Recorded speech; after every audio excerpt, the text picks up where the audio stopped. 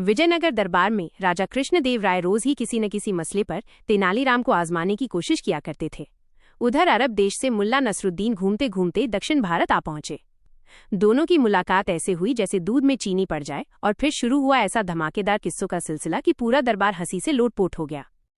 एक दिन राजा ने ऐलान किया, कल दरबार में हाजिर होकर जो सबसे मजेदार बात करेगा उसे सोने की थाली दी जाएगी।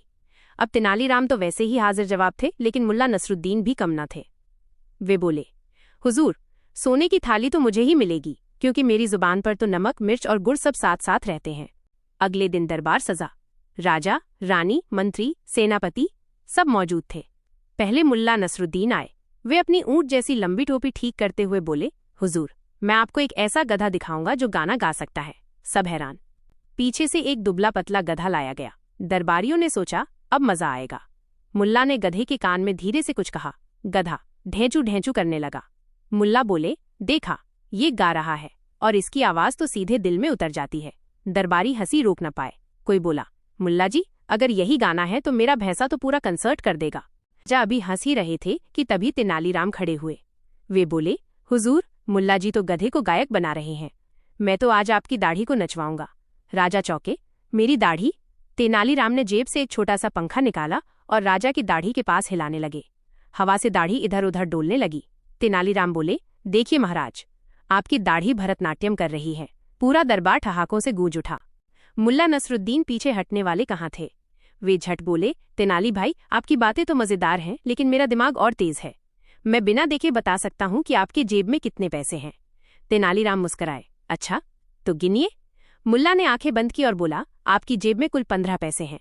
तेनालीराम जेब से सिक्के निकाले और गिने, 14 निकले। सब हैरान। मुल्ला बोले, देखा, मैं तो सही था, बस एक पैसा आप रास्ते में गिरा आए। पूरा दरबार हंसते हंसते लोटपोट हो गया। तेनाली ने भी पलटवार किया। मुल्ला जी, आप सच्चे जादूगर हैं, पर क्या आप बता सकते हैं कि आपकी टोपी के अंदर अभी क्या है? मुल्ला ने टोपी उतारी तो उसमें से एक प्याज लुढ़क कर गिरा। सब दंग रह गए। राजा बोले, मुल्ला जी, टोपी में प्याज क्यों? मुल्ला बोले, हुजूर, ये मेरा सुरक्षा कवच है। अगर कोई तलवार चलाएगा तो पहले प्याज कटेगी, मैं बच जाऊंगा, और अगर भूख लगी तो यही प्याज काम आएगी। तेनाली हंसते हुए बोले, तो फिर आपकी टोपी को हम चलता फिरता रसोई घर कहें। ये सुनकर सबकी हंसी छूट गई।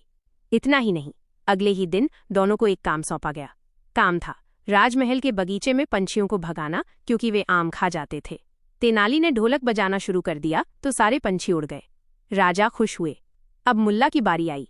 उन्होंने पंछियों से कहा, भाइयों, थोड़ा सब्र रखो, पहले मैं खाऊंगा फिर तुम्हें बुलाऊंगा। ये सुनकर पंछी वहीं रुक गए और हिलने तक को तैयार नहीं हुए।